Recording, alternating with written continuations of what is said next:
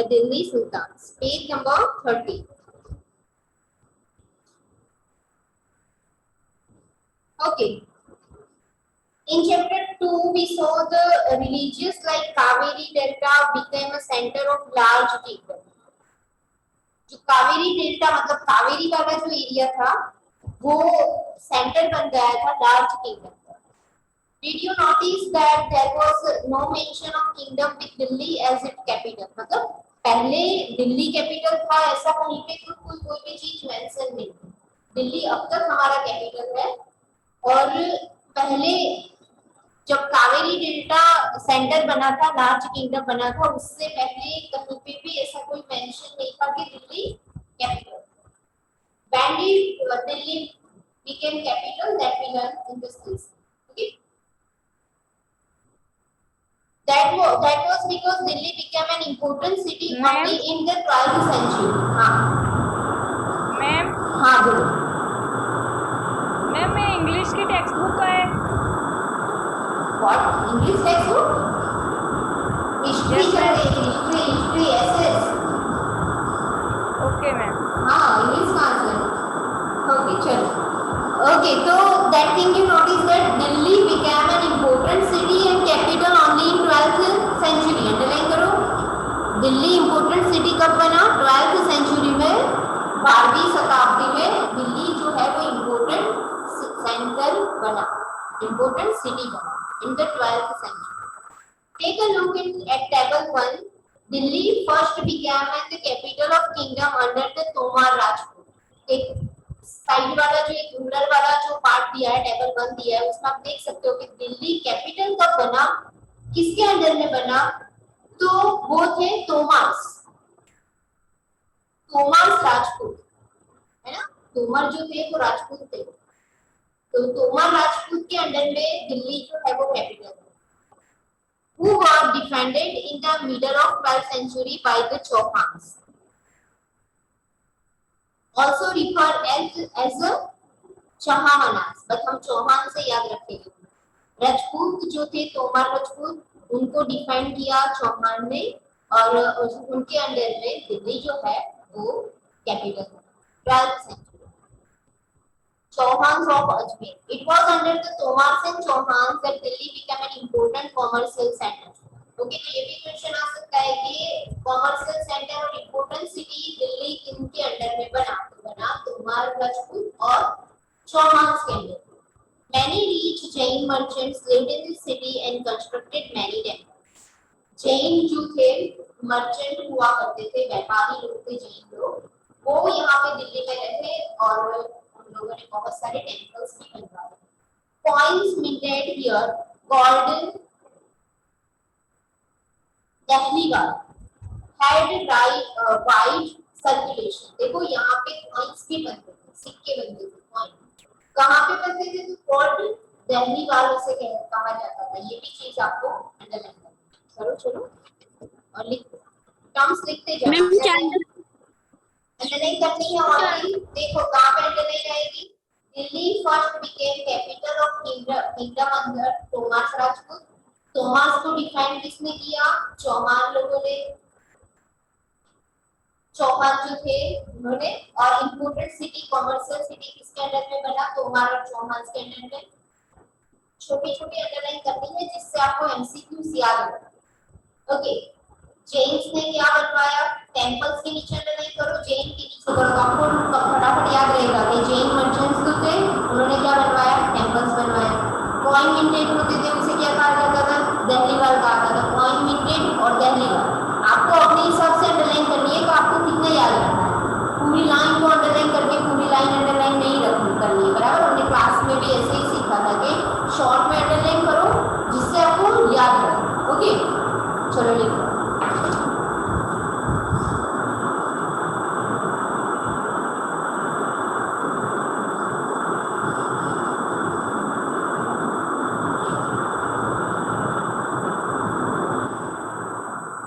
Disturbance is coming down.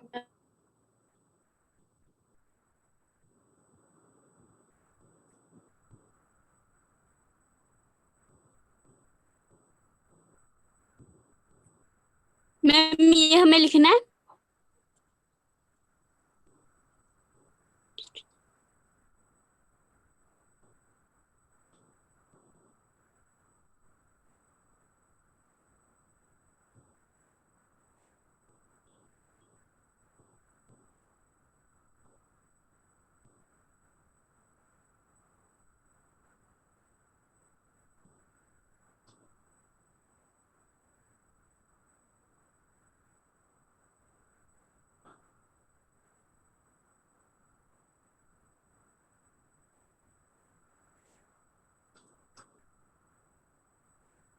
Done, underlines. Ma'am आपने जितना लिखा है उतना ही अंडरलाइन करना है। हाँ उतना करो, पॉइंट वाला भी एक कर दो। Okay ma'am.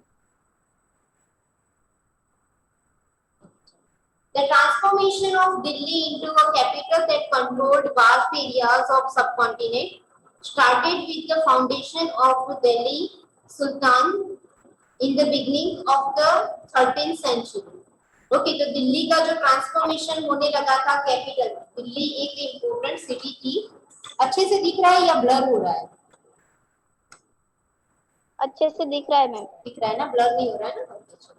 तो दिल्ली जो इम्पोर्टेंट सिटी थी, बट कैपिटल में ट्रांसफॉर्मेशन होना स्टार्ट हुआ 13th सेंचुरी के बिगिनिंग में, शुरुआत में।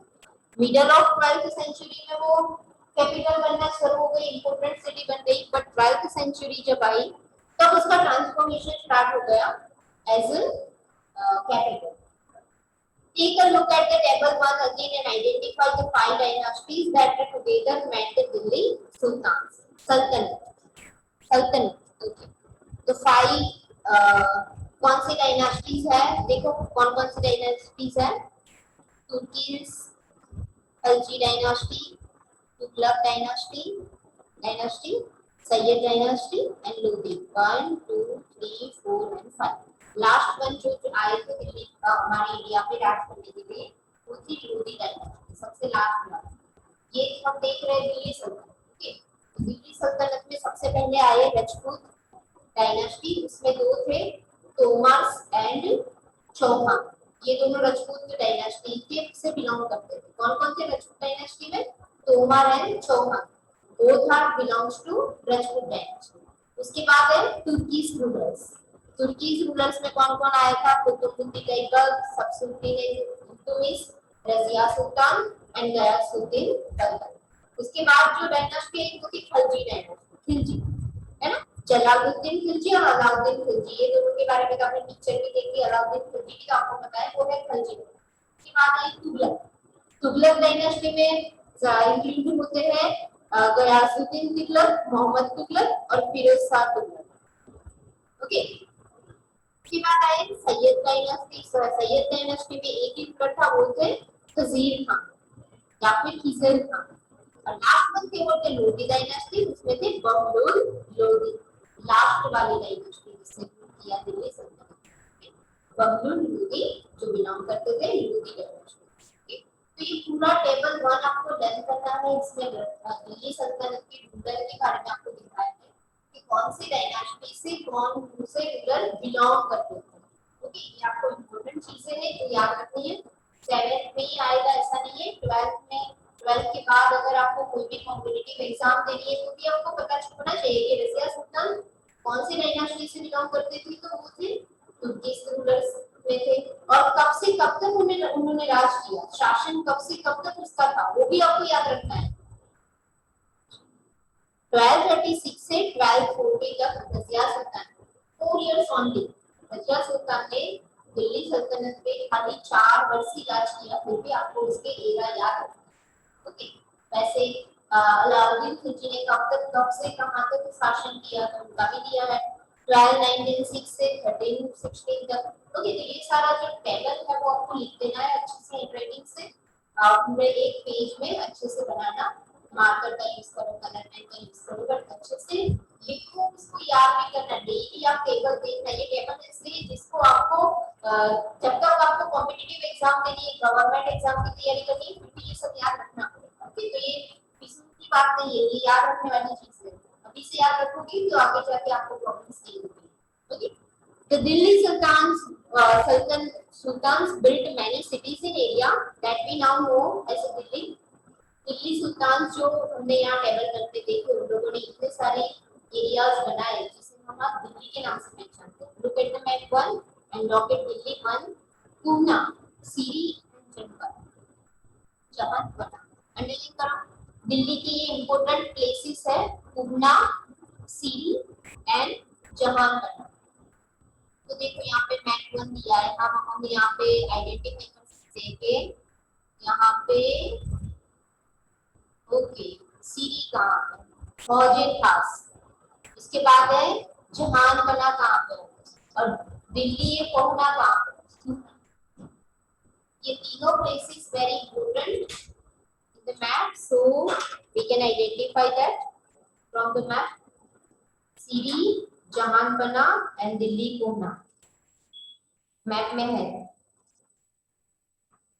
And these are the important cities, important areas that built by the sultans of Delhi. Table 1 आपको लिखना है।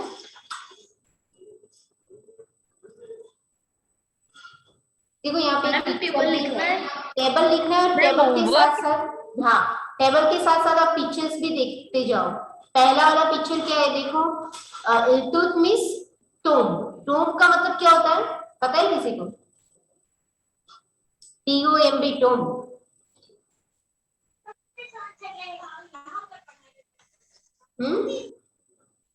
No ma'am. नहीं पता है?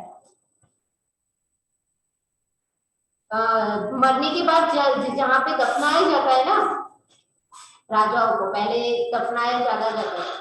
मुस्लिम में तो मोस्टली दफनाया जाता है, कब्र होती है ना उनकी, तो कब्र जो होती है जहाँ पे उसे दफनाया जाता है उसे TOMB टूम्ब कहा जाता है। तो ये इल्तुतमिश की टूम्ब है, यू कैन सी। उसके बाद देखो अलाई दरवाजा।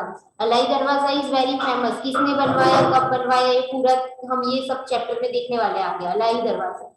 नेक्स्ट वन देखो, फिरोज शाह तुगलक टूम्ब। फिरोज शाह तुगलक कौन से डायनास्टी से बिलोंग करते थे? तुगलक डायनास्टी से। क्योंकि पीछे सरनेम में तुगलक लिखा हुआ है तो आपको अल्टीमेटली पता चल ही जाएगा। ये फिरोज शाह तुगलक की टूम्ब है, देखो यहाँ पे देख सकते हो आप, मतलब कब्र उनकी वहां पे है ना। ओके, फिगर 1 देखो, फिगर नंबर 1 यहाँ पे ग्रीन पार्ट में लिखा है ना, वो मैं पढ़ रही हूँ। Figure 1, 4 stages in the making of a manuscript. Manuscript बनवाने के लिए 4 स्टेजेस थे, अलग अलग 4 स्टेजेस में मैन्यूस्क्रिप्ट बनी थी। फर्स्ट है preparing the paper, writing the text, melting gold and highlighting important words and passages. Fourth one preparing the binding. चारों चीजें इंपॉर्टेंट है, एमसीक्यू में शॉर्ट आंसर में आ सकती है। इंपॉर्टेंट करके टिक मार्क कर दो या फिर अंडरलाइन कर दो। फिगर 1 लिखा है वहां, 4 stages in the making of manuscript.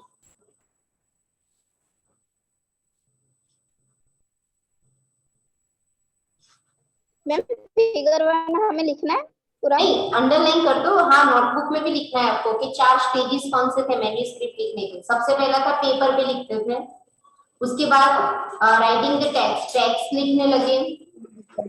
तीसरा जो पार्ट है उसमें है गोल्ड के ऊपर लिखते थे, सिक्के बनाते थे उसके ऊपर लिखते थे, है ना। और उसके बाद जो है बाइंडिंग करते थे। बाइंडिंग करना मतलब जो बुक्स बनती थी बड़ी बड़ी उसको बाइंड करते थे, बाइंडिंग करना। Okay, this is the important thing. Table 1 पूरा नोटबुक में लिखना है? यस यस, और अच्छी हैंडराइटिंग से लिखना है, अच्छे से बना के लिखना है। Okay.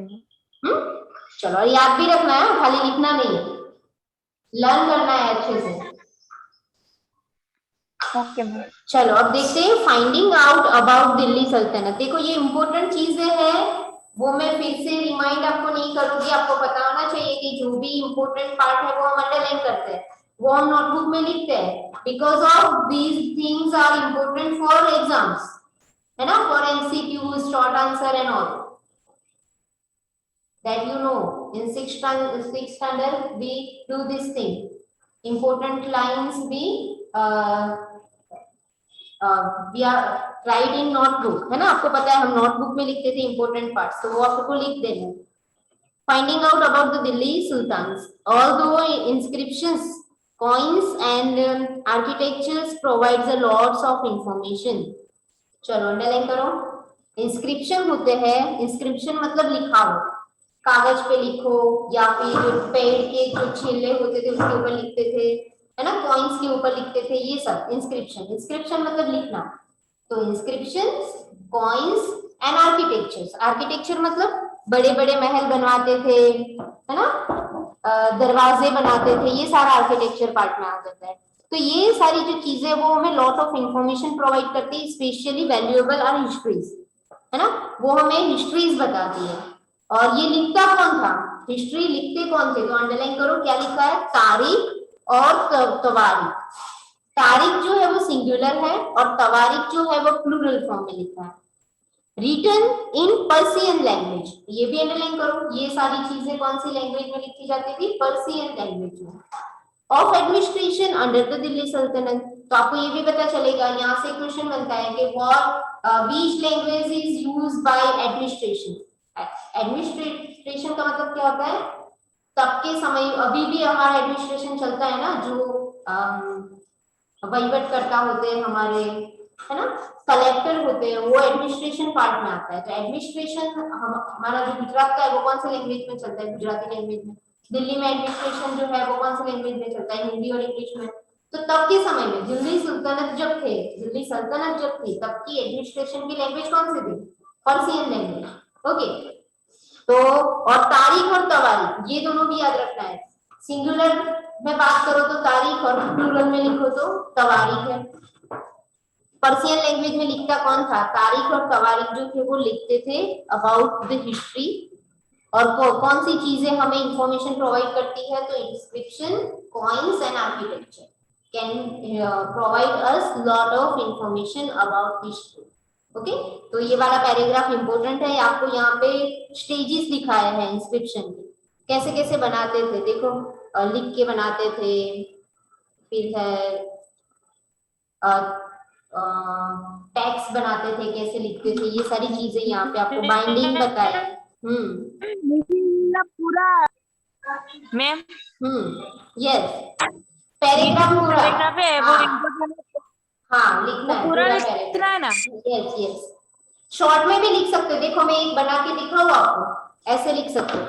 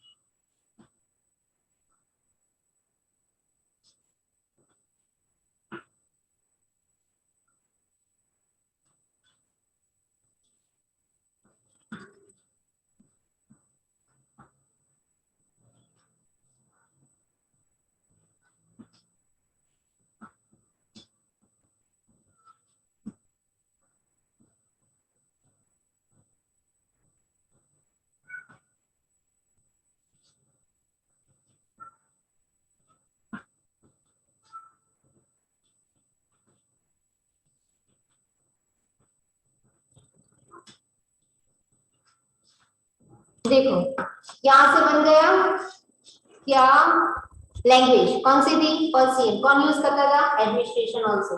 Inscription, coins and architecture क्या करते हैं, इंफॉर्मेशन प्रोवाइड करते हैं। हो गया, तो ऐसा नहीं है कि आपको पूरे का पूरा पैराग्राफ लिखना है, बट आप अपने हिसाब से पॉइंट्स बना सकते हो। पॉइंट्स आपको कैसे याद रखना है, कैसे आपको याद रहता है वो आपके ऊपर डिपेंड है। आपको चार्ट बना के याद रहता है, डायग्राम बना के, कि आपको मैं यहाँ पे जो मैंने पॉइंट लिखा है ऐसे याद रहता है, वो depends on you, but points आपको याद रखने हैं। What ever ways you can use, आपके वेज अलग अलग हो सकते हैं, आप डायग्राम बना के याद रखो। बोलो शिवानी। मैम ये दिल्ली सुल्तान्स क्या है? दिल्ली सुल्तान क्या है, रूलर्स है सब, दिल्ली पे राज करने वाले रूलर, जिसे कहा गया दिल्ली सुल्तान। दिल्ली सुल्तान से बनी दिल्ली सल्तनत कौन सी शताब्दी में, 12th सेंचुरी में, 12th की मिडिल सेंचुरी में दिल्ली सल्तनत की शुरुआत हुई। देखो सबसे पहले रूलर आए थे तोमर्स, कब आए, 1130 मतलब 11th सेंचुरी स्टार्ट होके 12th सेंचुरी की मिडिल एज में स्टार्ट हो गया था दिल्ली रूलर का जो शासन था वो स्टार्ट हो गया था 1130 से, है ना। तो अर्ली 12th सेंचुरी कहा जाता है।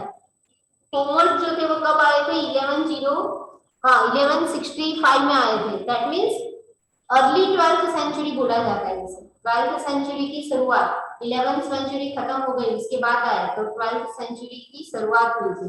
तब से दिल्ली सल्तनत के ऊपर राज करना रूलर ने स्टार्ट किया था। मतलब शॉर्ट में रूलर होते, शासक, राजा सब हुए थे ना, राजा जो किंग्स थे, रूलर थे, वो उसे कहते हैं दिल्ली सुल्तान।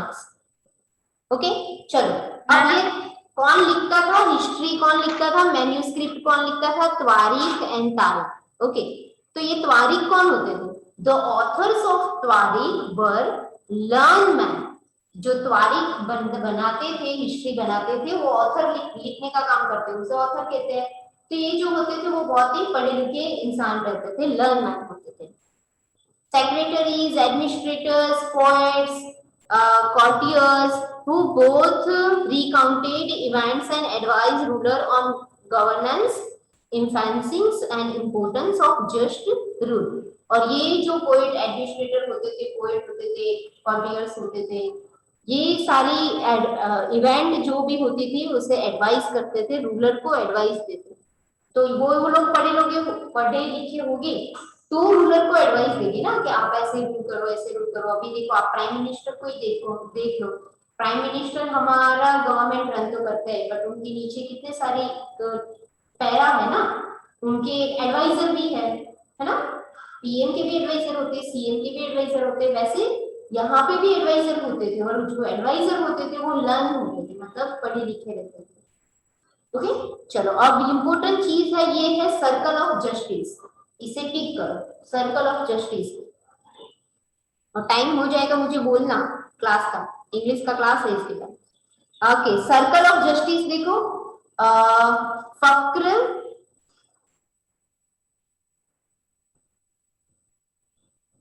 फराकी मुराबिद wrote in 13th century the circle of justice। Phakare मुदाबिर क्या लिखा है, अ किंग कैन नॉट सर्वाइव। हाँ, पढ़ लेना है ये सर्कल ऑफ जस्टिस को। क्या था सर्कल ऑफ जस्टिस? तो लिखा था किसने, मुदाबिर ने लिखा था 13th सेंचुरी में। A king can not survive without soldiers. राजा जो होते थे वो सोल्जर्स के बिना सर्वाइव, मतलब जी नहीं पाते। The soldiers can not live without salary. Soldiers तो थे, वो किसके ऊपर जीते थे, उन लोगों को पैसे मिलते थे तो ही काम करते थे ना, युद्ध करने जाते थे, लड़ते थे, झगड़ते थे, मरते थे, उनको सैलरी के ऊपर डिपेंड थे। Salaries come from revenue collected from the peasants. ये हमने 6 में बहुत सारा देखा है ना, रेवेन्यू कलेक्ट करना, ये सब। तो सैलरी कहाँ से आती थी, पैसे कहाँ से आते थे, लोगों के पास से। कौन लोग होते थे, प्लीजेंट्रीज। प्लीजेंट्रीज क्या होते थे, 6 में हमने देखा था, जो राजा के शासन से खुश रहता था वो होते थे प्लीजेंट्रीज। जैसे कि हम भी देख लो, हमारे यहाँ पे कोई राजा काम कर रहा है और वो राजा के शासन से हम खुश है, तो हम क्या करेंगे, उनको पैसे देंगे।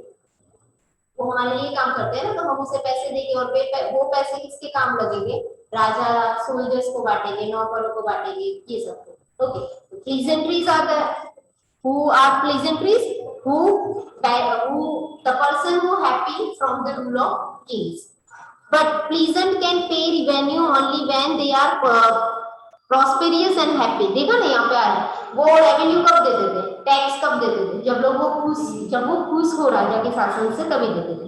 This happens when the kings promote justice and honest government। और ये कब हो पाएगा, राजा के शासन से खुश कब होंगे लोग, जब राजा अच्छे से शासन करे, ऑनेस्टली वर्क करेगा, है ना, ऑनेस्टली गवर्नमेंट रन करेगा, तभी सब उससे खुश रहेंगे।